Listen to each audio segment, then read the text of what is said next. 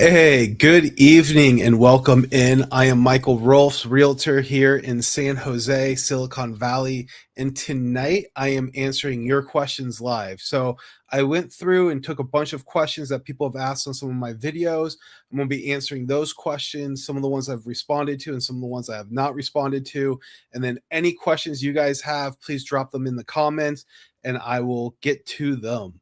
So, I just thought it would be a fun way to kind of be interactive and be able to just answer your questions directly. So let's get to the first question. How would SB 79 affect the mobile home parks near Oak Ridge Mall on Winfield and Santa Teresa? So that's actually over by Oak Ridge Mall. There's a mobile home park there. So SB 79, how that's going to impact that sort of land development, those mobile park homes there. So it will only impact that if they decide they want to sell that mobile park area, that land area. So land with SB 79 is going to be worth more. So they're able to build more vertical. So that land got a lot more valuable with SB 79 passing. So I think that is definitely something I would think about if I was the owner of that, of maybe that land does get reused in a different way. Maybe they start kind of working away from the mobile homes that are there, because most of those are on leases of some sort. So maybe they won't be renewing them. Maybe they'll start kind of just transitioning into something where they could build condos or apartments or sell off the land as it is. So I think that's going to be the impact you would see there. But yeah, that's kind of what I think of that there. Another question I got was why are Willow Glen prices falling? My house is on Glen Una and the Redfin estimate is below the selling price. Well, so I actually just made a video talking about this. So Zillow themselves, I know this question said Redfin, but Zillow says that they have about a 7% range for their homes. So on our home prices, if you figure $2 million, 7% can be almost a couple $100,000. So that's quite a bit off. So 150 to $200,000 is the range that they're saying that they could be off. Now, it's funny because Zillow says that they will be within 2% accuracy if the home is listed. Well, where's that difference coming from? Well, when it's listed, an agent has pulled all the comps, an agent has gone through the home.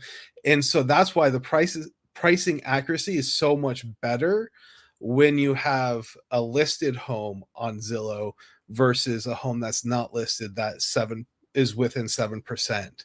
So, I think that's an interesting sort of thing. And that's why you're seeing so many inaccuracies on Redfin, on Zillow, especially when it comes to homes that are for sale. And in our area, we have a lot of homes that were built in the 70s or even before then.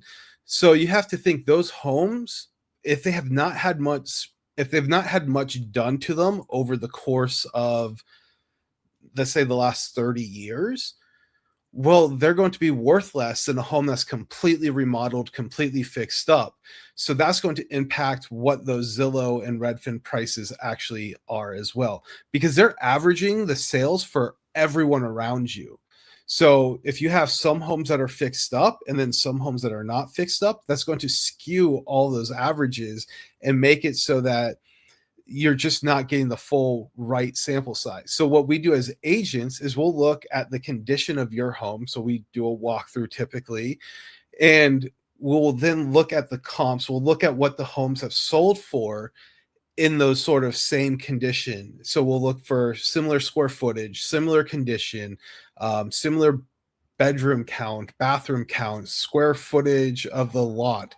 So looking at all those things, it helps us determine what your home is actually worth. Whereas Redfin's just literally taking what's sold around you and then averaging those.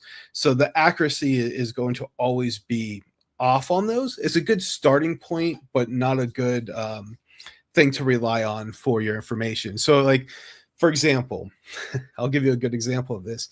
If you were in let's say you wanted to, or a family inherited a home and one of the siblings wanted to buy out the other siblings, I would not rely on Zillow for that pricing because Zillow could be way off and it could benefit either the person wanting to buy out the other, or it could benefit the other way. So it could either overvalue it or undervalue. Okay, let's look at the next question here. How does Willow Glen pricing get affected by school rezoning? That's a good one there. Hang on, sorry. So with school rezoning, you definitely can get some impact on home prices.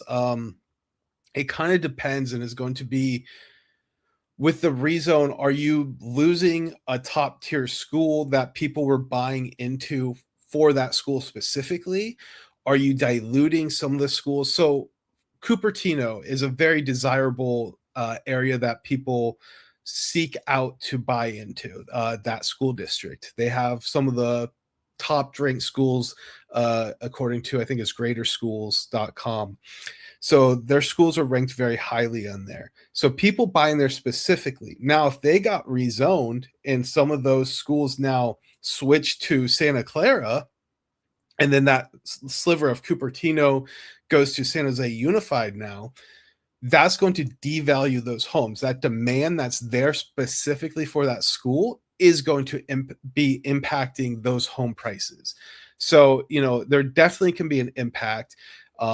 Parents also look at what are the classroom sizes. So if you have a very high um, student to teacher ratio, I think that's how you say it. But basically, if you have a lot of students to the one teacher and that increases, so let's say you go from 25 students to one teacher, and now all of a sudden it's 40 students to one teacher, that's also going to impact how parents view that school.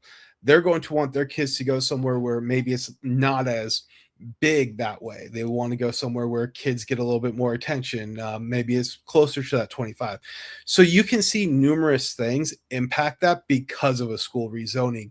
And you're typically going to see maybe more bus routes with schools. So kids have to go a little bit further.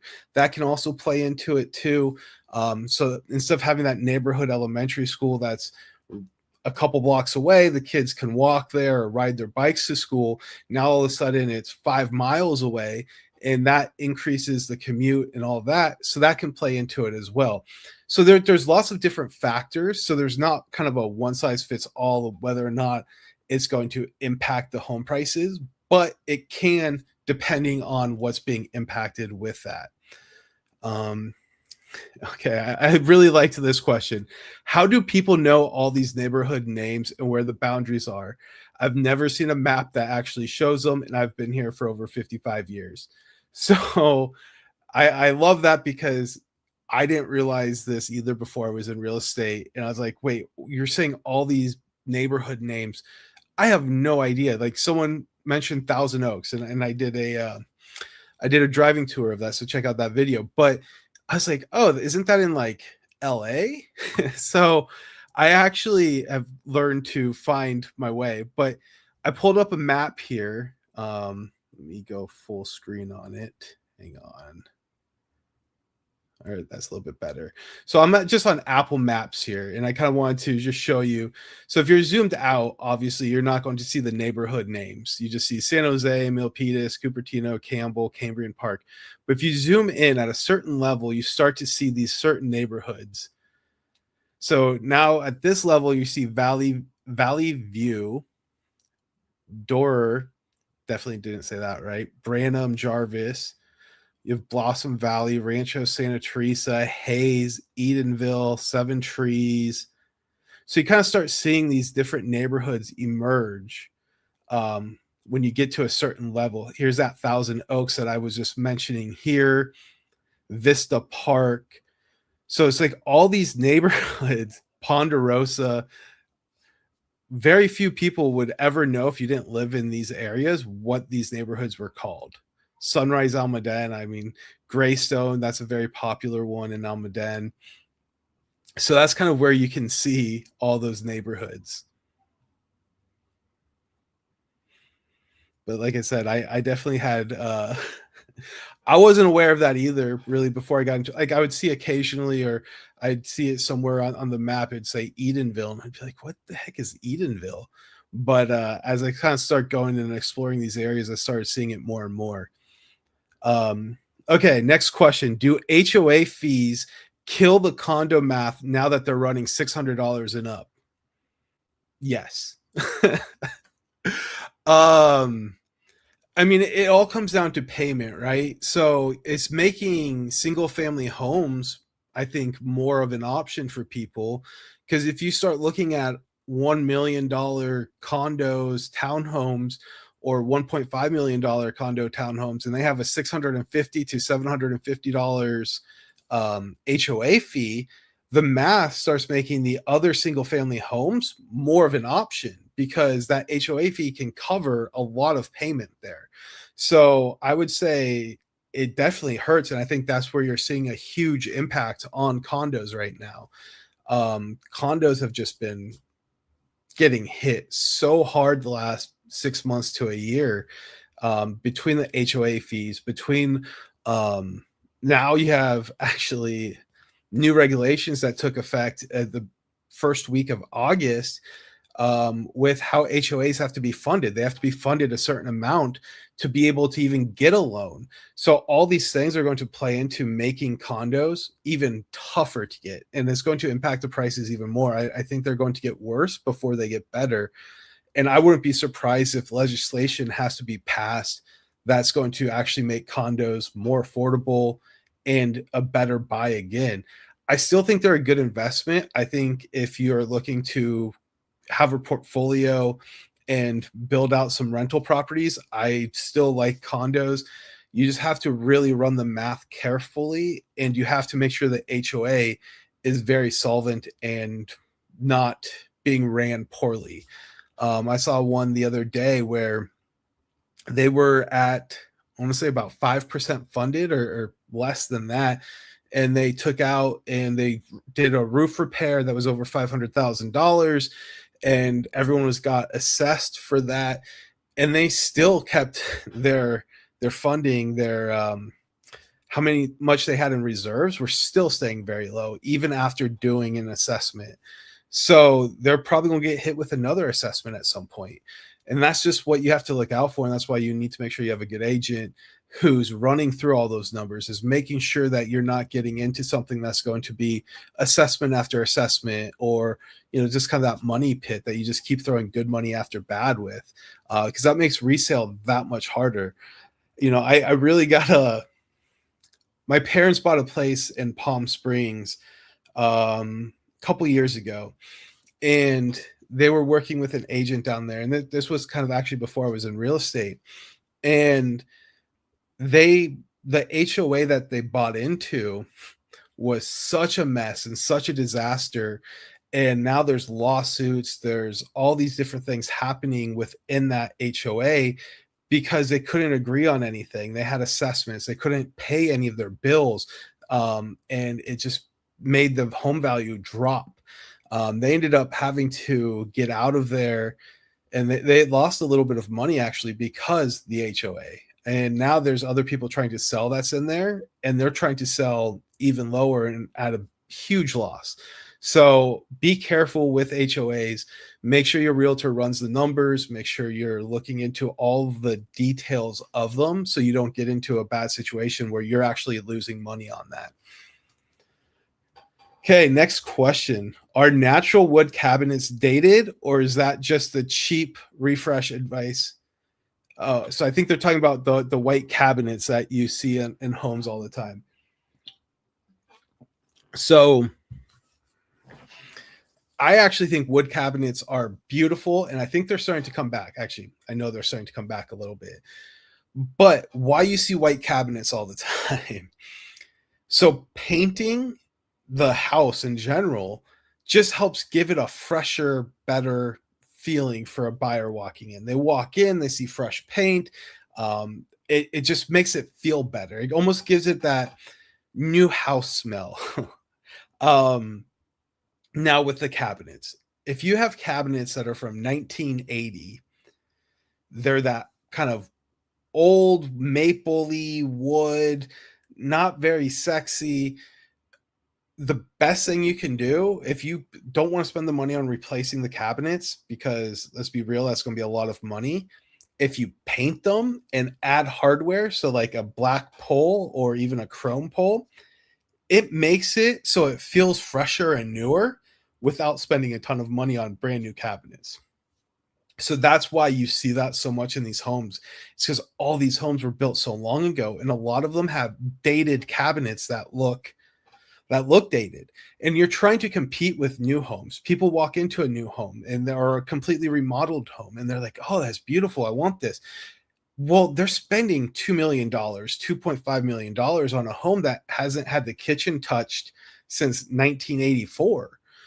So doing that little thing, just painting them and adding some poles on there, is making it so that it appears newer and fresher, even though it's not. And even the wood is still beautiful. Like I would never, if it was a nice wood, I would never suggest painting it. Now, this brings me to kind of what are the major things if you're selling your home? What are the major things you can do? And when I say major, I mean, what are like 5 things you can do that will automatically increase the value of your home? It's painting the inside of the home, updating the floors, maybe not all of them, but if you have carpet, replace that carpet. Even if you replaced it 5 or 6 years ago, replace it again because carpets just they hold scents. They hold just dirt and grime. And even if you're the cleanest person in the world, replacing that carpet just gives that fresh feel when someone walks in. Same thing with the paint. Replace the paint, floors. I know you might be in love with that green color on a wall, but honestly, not everyone's going to like that. And you want to appeal to everyone. You want to make it feel like that blank slate. They walk in and they're like, oh, they can imagine their furniture in there. They can imagine their stuff, them living there. White or a neutral color lets them imagine that. A specific color usually does not, unless they really love that color. But that's going to reduce your buyer pool by having specific colors, because it's just one more thing that they feel like they are going to have to do if they buy your home. So floors, paint, lighting. So this is going to be an interesting one here, but going to a daylight color on lighting throughout the home. So if you have can lighting, or if you don't even have can lighting, sometimes adding that can be a huge win as well. But a daylight setting on all the lighting in the house makes it feel brighter than it actually is. So those kind of the old lights that are more of like that yellow tint, um, I know it's more pleasant when you're living there. It's softer on the eyes. It feels great. But when you're selling it, you want it to feel bright and energy and just give that person that sort of feel when they walk in. And also, white light versus yellow just makes everything look a little bit better. That yellow tint just kind of makes things look a little not as sexy. So doing that, updating fixtures. So if you have old lamps, or I'm sorry, old like lights, ceiling lights or fans, updating those as well can just help give it that little bit more of a modern update. You can get them on Amazon for like under $100, and then you have an electrician come out and just put it up. Super easy, quick. So those, curb appeal, another big one. So updating your yard, updating, cleaning up the weeds, putting some tan bark in. When I was growing up, a little funny story. So my family loved homes. We would go look at open houses on the weekends. We bought and sold a lot of homes. My parents would buy a home. We would live there for 2-3 years, and they would sell it, then buy something, moving up kind of that way. So we moved probably about 12 times in my childhood. But whenever we would see someone get a big truck of like mulch or tan bark, there would always be the joke of, oh, they're getting ready to list the house, because you would see it so often. But it really does help clean up everything. It helps fill in those kind of gaps where there's just like the random dirt over there, or there's weeds or whatever. You cover with tan bark, it feels so much cleaner and prettier. So it really does add a lot to it. And if you have any questions, please make sure you're dropping them in the chat. So I'd say really making sure the curb appeal looks fantastic is another big one. And then from there, I think that's kind of, I don't know how many that was, but those are kind of the major things that I always tell people. If you want to sell your home quick and get the most money out of it, do those things before anything else, and you're going to get a return on that investment way more. And that was the last question that I had, that I went through all my all the chats, and there's a few other ones, but I liked those. I just kind of wanted to pull a few out there and kind of talk through them. And so one question I do get asked a lot is right now a time that we should still consider selling? And my answer is yes. So last month, homes still sold for over 102% in Santa Clara County. So maybe a year ago, we were at 104% ish, let's say. It dropped slightly. Homes are still selling over asking price, and they're still selling pretty dang quick. So if you want to sell, it is a good time. But the homes that are selling quick are the ones that look great, that buyers connect with, and that really just makes all the difference. It's the homes that are sitting and that are doing price reductions because they overpriced it and they didn't want to put the money into the home to start with. I mean, sometimes it's as little as $15,000 or $20,000, and you're probably going to get 40,000 or 50,000 more on top of it. So don't be scared to spend a little bit of money to make more money. And besides it selling for more, it's going to sell quicker. So let's say you do those fixes. Instead of you do the fixes, it sells in 10 or 15 days. You don't do them, maybe you're sitting on the market for 30 or 45 days. And now you're looking at price reduction territory. Now, I say all of that, but pricing does make all the difference. A home that's priced right is always going to sell quick. Meaning if you price it just under kind of that market value, you're going to get people competing. Everyone loves a deal. So you want to be strategic with how you price your home as well. Well, I thank you guys for tuning in. If you have questions, last couple seconds here to get a question in, and I'll answer it on here. Doesn't look like anything's coming in. Well, I appreciate you guys tuning in. I know it's an interesting market out there. I'm going to do a market update next week and really dive into the numbers on what's happening. But if you have any questions until then, please reach out to me. My phone number is 408-504-0385. Happy to help you out. And I'll see you guys on the next one.